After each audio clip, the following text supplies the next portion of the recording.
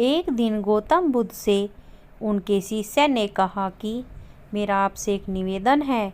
गौतम बुद्ध ने कहा कि बताओ तुम्हारा क्या निवेदन है। शिष्य ने कहा मेरे वस्त्र पुराने हो गए हैं, अब वो पहनने लायक भी नहीं रहे। क्या आप मुझे नए वस्त्र देने का कष्ट कर सकते हैं?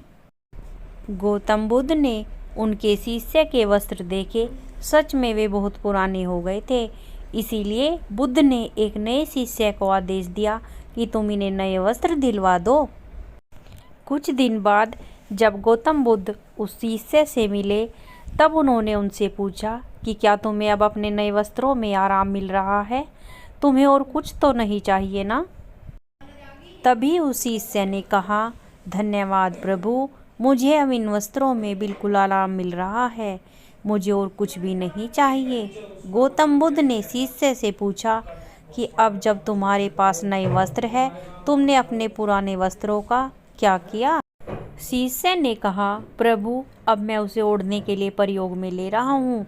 बुद्ध ने कहा तो तुमने अपने पुराने ओढ़ने के लिए जो ओढ़नी रखी थी उसका क्या किया? शिष्य ने कहा जी, मैंने उसे खिड़की पर पर्दे की जगह लगा दिया है। गौतम बुद्ध ने फिर से प्रश्न पूछा तो फिर तुमने अपने पुराने पर्दों का क्या किया? तुमने उसे फेंक दिया? शिष्य ने कहा जी नहीं, मैंने पुराने पर्दे अभी तक फेंके नहीं। मैंने तो उसके 4 टुकड़े किए और उनका प्रयोग मैं रसोई में गर्म पतीलों को आग से उतारने के लिए कर रहा हूँ। बुद्ध ने पूछा तो फिर तुमने अपने रसोई के पुराने कपड़ों का क्या किया? शिष्य ने कहा अब मैं उन्हें पोछा लगाने के लिए उपयोग में लेने वाला हूँ।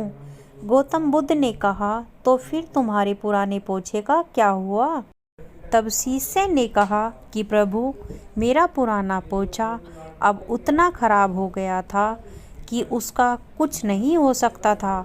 इसीलिए मैंने उसे पुराने पोछे का एक एक धागा अलग कर दिया, उसमें से दिए की बातियाँ तैयार कर ली और उन्हीं बातियों में से एक कल रात आपके कक्ष में प्रकाशित थी। गौतम बुद्ध अपने शिष्य से संतुष्ट थे। वो ये जानकर बहुत खुश थे कि उनका शिष्य चीज़ों को बर्बाद नहीं करता और उनमें यह भी समझ है कि चीज़ों का किस तरह से प्रयोग किया जा सकता है। आज के ज़माने में जब प्राकृतिक संसाधन दिन प्रतिदिन कम होते जा रहे हैं, तब ऐसे समय में हमें यही कोशिश करनी चाहिए कि हम कैसे चीज़ों को बर्बाद होते हुए रोक सकते हैं और उसका सही से इस्तेमाल कर सकते हैं।